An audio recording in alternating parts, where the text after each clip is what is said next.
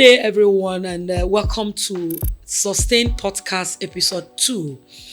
Sustain is a talent mobility program which connects highly skilled Nigerian professionals working in science, technology, mathematics, engineering with job opportunities in Europe. Sustain is implemented by CIFA and then is co-funded by the European Union through ICMPD's Migration Partnership Facility. Today, we explore bridging the gap, the value of women in STEM. We're joined by the one and only Miss Blessing Okpararuekwe. I hope I got your name correctly, ma. Okpararuekwe. An MTN guru, a doyen in her own industry.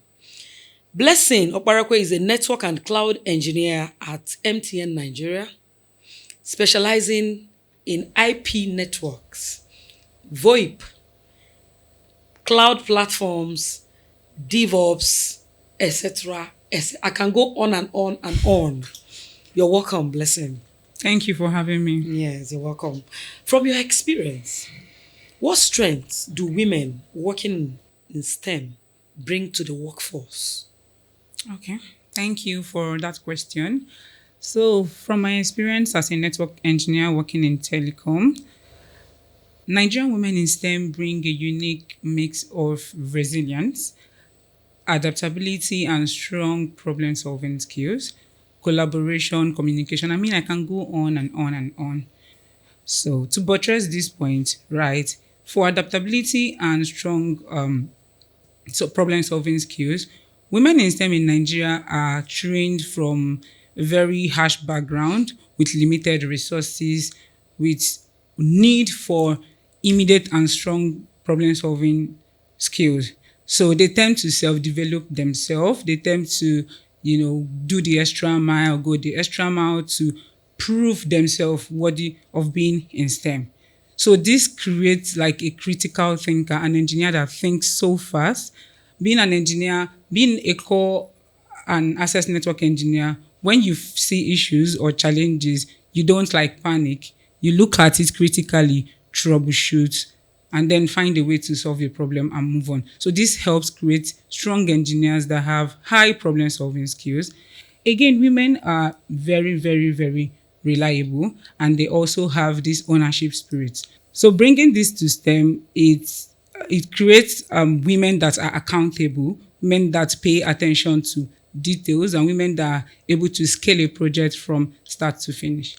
Women are collaborative, and then they have strong communication skills. So bringing this to STEM, they help bridge this gap in meetings with stakeholders, vendors, clients, and even general meetings with teams, right? So this communication helps them collaborate and scale a project or get the work done, right? Also, they tend to self-develop themselves, take extra classes. This condition just help them refine themselves in a way that they find themselves worthy to work in STEM, since STEM is mostly dominated by male. So just understand that, the skill is important, but communication is what gets the work done. So women have all of these strengths and many more. I can go on and on, but I'll just have to stop here. Yeah, you said something about adaptability. Yeah. So how do you deal with a difficult boss? Oh, okay. That's a tough question. So there is no straight answer into dealing with, a difficult boss, because understand that STEM is a highly male-dominated field. So as a woman in STEM, yes, with all of these strong features I have listed, being resilient, being adaptable, communication, and all, you have to use a bit of that to work with bosses. First thing, you have to know your onions, right? You have to know what you do to be able to convince a difficult boss that you can do these tasks, right? So having to know what you do is number one. Again, delivery, knowing how to deliver all of those things. You don't come in an organization that is male dominated and try to act as if you know everything. Yeah, you have to keep your confidence. Your confidence has to be in check, but then you have to follow through with process, and then with time they will eventually warm up to you. So there's no direct way Just be respectful, do your job, do not let anybody to tamper with your confidence level, and you're good. Wonderful. Thank you so much. So, what key challenges do women in STEM face in Nigeria? And then, how can addressing them open European opportunities? Thank you for that question. So, the thing I always say is that the talent is there. We have so much talent in Nigeria, especially even women in STEM, right? But there are some structural and cultural challenges that limit these women from having these opportunities with European unions. And I would say that one of them, and very, very important, is that we have limited mentorship and visibility. We have like limited people that are in the top tech roles. And because of this, the ones that are in the mid and entry level roles do not have a lot of mentorship, because these people need a lot of guidance. They need someone to walk them through this path. I mean, you see someone taking up different courses and they feel like, oh, this is nice, but then they're not able to determine their strengths. Mentorship helps you determine your strengths. It helps you, give you a roadmap on how to go about it. And I believe that we have that limited mentorship. And what mentorship does for you is that it gives you clarity. Mentorship gives you clarity. And this clarity is what this EU are looking for. They're looking for someone that knows a path and is clear and is following through with it. And this is what mentorship does. And some women do not have this, they don't have access to mentorship, making it difficult for them to, give into these opportunities. Another one is gender bias and confidence gap, right? Talking about gender bias, I feel like a woman would have a skill, but then they don't have the room to prove that this skill is there. So what I mean is they're not even allowed to showcase this skill. So the skill is there. Someone has done some certification, have done some self-study, and they've done something from scratch to from 0 to 100, and they've built a project from scratch, but then they don't see the opportunity to implement those things. They don't see, okay, I'm a software engineer and I know Python and I know Java and I know all of those things.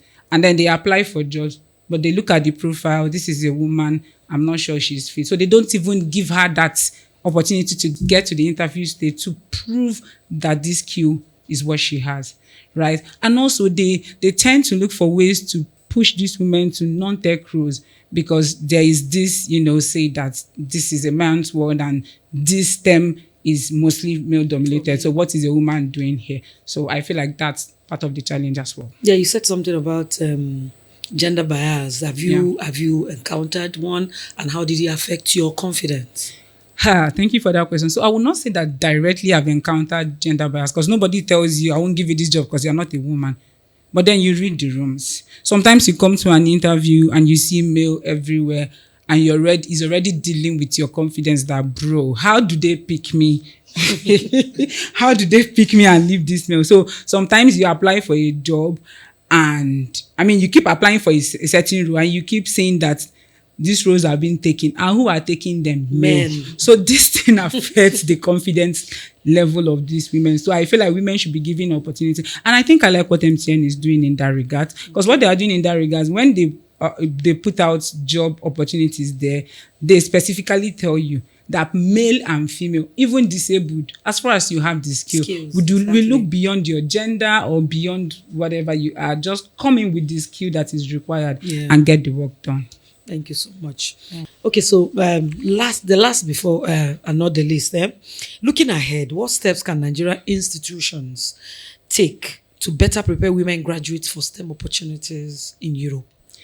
I think we're not even ready for that conversation, because universities need to look into what they do. It has to go beyond theory, because currently it's mostly theory and then a few practical. It has to go beyond theory. It has to go with intentionality, practical, and being internationally aligned, right? Labs should be built and they should be equipped properly so that these students will have hands-on. Also, ITs or they should be allowed to go to professional industries to learn these things so that they gain hands-on and real-life experiences. Projects, not like mundane projects that nothing. You just don't get anything from it. Real life projects should be carried out, and these students should participate in it, right? And I also think that they should introduce, early certifications. When the students are from their year 1, year 2, they should be telling them about certification, because it opens the international market for you, because most certifications are internationally recognized. So when you're a woman in STEM and you are going through school and you are going through this, you already know what the labor market is looking like. It's not like you're out and you're then trying to start from scratch. From school already, you know that you are prepared for what comes next. So I think these are the ways they should look into it. Talking about certification, does it come free? Is it cheap? Does it come free? Yeah, so certifications doesn't come free. Yeah, but then there are still free ones. For me, I advise people that are in year 1 to like year 3 to look for those free certifications. There's Udemy, sometimes they run promo, there's Coursera. And now for Coursera, you even need to there's a way you can apply for free scholarship, and then you just have to pay $1. And for the paid ones that are very important for a woman that is trying to go into networking, which is what I'm into, yes. We have certifications like CCNA, CCNP. They are not cheap and all. So this school now can partner with industry-based professionals, industry like telecoms, that these are people that would come to work for them. They partner with these companies and see if they can subsidize or give scholarship to the brilliant ones that are interested in that field. So I feel with that, this gap will be bridged. Thank you so much, Blessing. Thank you very much. So far, we've been talking about Sustain, we've been talking about STEM, and then I'll advise you follow us on Spotify for updates on STEM and all that it takes, and then follow us on all our social media platforms. Bye for now.